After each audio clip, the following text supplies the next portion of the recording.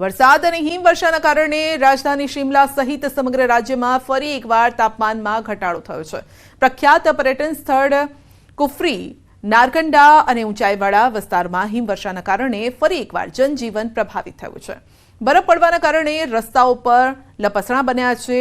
વાહનોની લાંબી કતાર લાગી. લઘુત્તમ તાપમાનમાં પણ ઘટાડો નોંધાયો. જો કે વરસાદ અને હિમવર્ષા ખેડૂતો અને માળીઓ માટે પણ ફાયદાકારક માનવામાં આવે છે. આ સિઝનમાં ત્રીજી હિમવર્ષા છે અને આ હિમવર્ષાથી પ્રવાસન સિઝનને પણ નોંધપાત્ર ફાયદો થવાની ધારણા છે. દૂર દૂરના વિસ્તારોમાં હિમાચલ પહોંચેલા પ્રવાસીઓ પણ હવે બરફવર્ષા જોઈને ખુશ છે.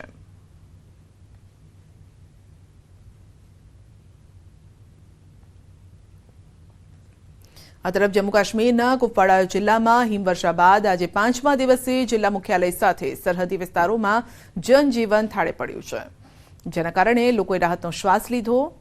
109 અધિકારીઓએ ભારે હિમવર્ષા છતાં રસ્તા પસાર કરવા યોગ્ય બનાવવા દિવસ રાત મહેનત કરી છે.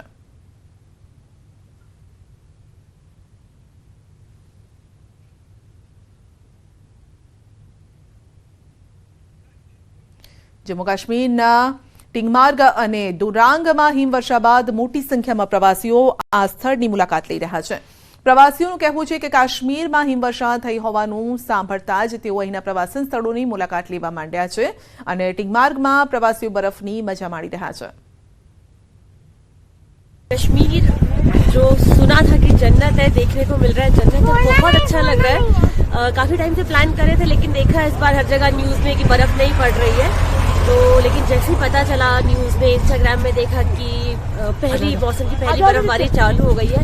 तो कल ही हमने 12-12:30 बजे टिकट बुक करी 4 बजे की फ्लाइट की.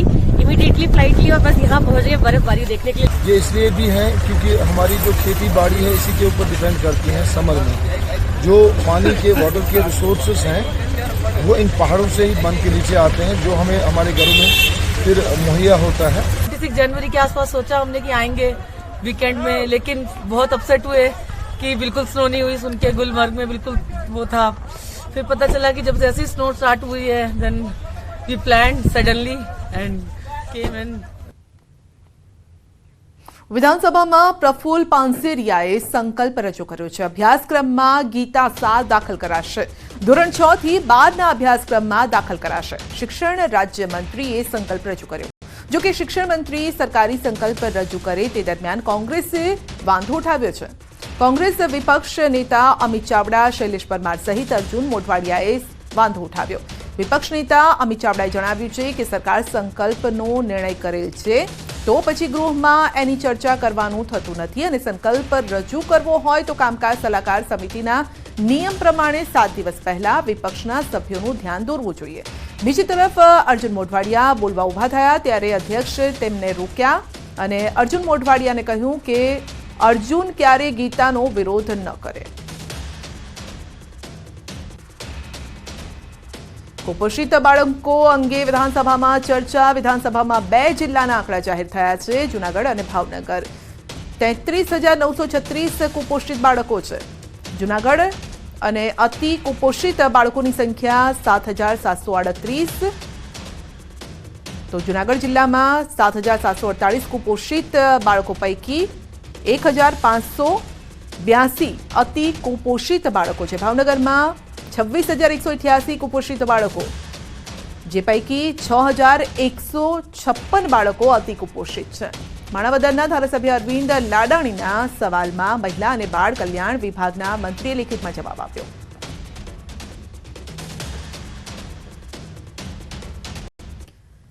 શ્રમ, કૌશલ્ય વિકાસ અને રોજગાર વિભાગ માટે સરકારે કરી છે કરોડો રૂપિયાની નાણાકીય જોગવાઈ. રાજ્ય સરકારે છેલ્લા 2 બજેટમાં કરોડો રૂપિયાની જોગવાઈ કરી. વર્ષ 2021-22માં 1,502.32 કરોડ રૂપિયાનું બજેટ, 22-23ના બજેટમાં 300 કરોડનો વધારો કરી અને 1,836.83 કરોડ રૂપિયાની જોગવાઈ કરી. સરકારે વર્ષ 2021-22માં 1,279.88 કરોડ રકમ ફાળવી, જેમાં 67.65 કરોડ રૂપિયા વણ વપરાયેલા રહ્યા છે. વર્ષ 2022-23માં 1,591.87 કરોડની રકમ ફાળવી અને જેમાં 1,121.76 કરોડ રૂપિયા વણ વપરાયેલા છે. વિધાનસભા ગૃહમાં કોંગ્રેસના ધારાસભ્ય ડોક્ટર કિરીટ પટેલના પ્રશ્ન પર ગૃહમાં આ જવાબ રજૂ કરાયો.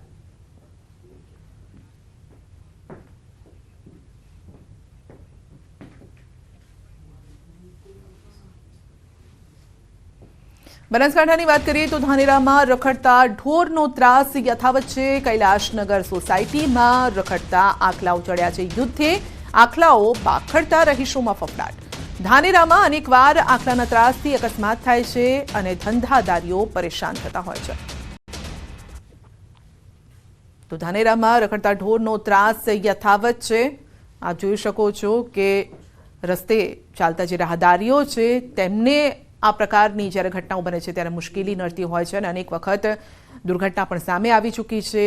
અનેક વખત ઢોરના આતંકનો સામનો લોકો કરી ચૂક્યા છે. ઘણા લોકો મોતને પણ ભેટી ચૂક્યા છે.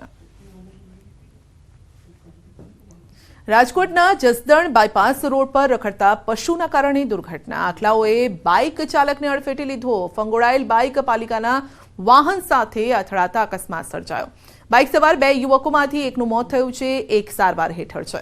ગંભીર ઇજાગ્રસ્ત બાઇક સવારને રાજકોટ ખસેડાયો છે.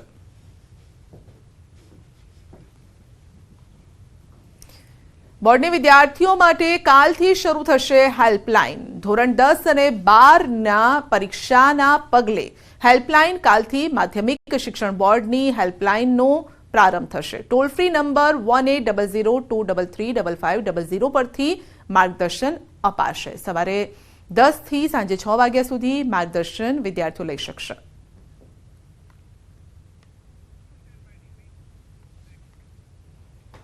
અમદાવાદ શાહીબાગ પ્રેમવતી રેસ્ટોરન્ટની ઘટના છે જ્યાં ખીચડીમાંથી જીવાત નીકળી છે.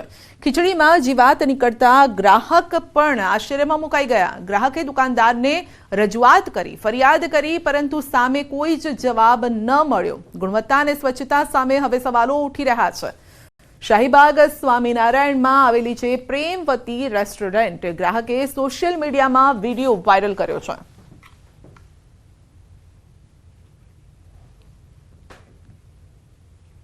અંધાપા કાંડ પર હાઈકોર્ટમાં સુનાવણી. એડવોકેટ જનરલનું હાઈકોર્ટમાં મોટું નિવેદન છે. ક્લિનિકલ એસ્ટાબ્લિશમેન્ટ એક્ટમાં થશે સુધારો અને તમામ હોસ્પિટલો માટે રજીસ્ટ્રેશન ફરજિયાત થશે. અત્યાર સુધી 50 બેડની હોસ્પિટલ માટે રજીસ્ટ્રેશન હતું. મેડિકલ કેમ્પનું પણ રજીસ્ટ્રેશન કરાવવું હવે ફરજિયાત છે.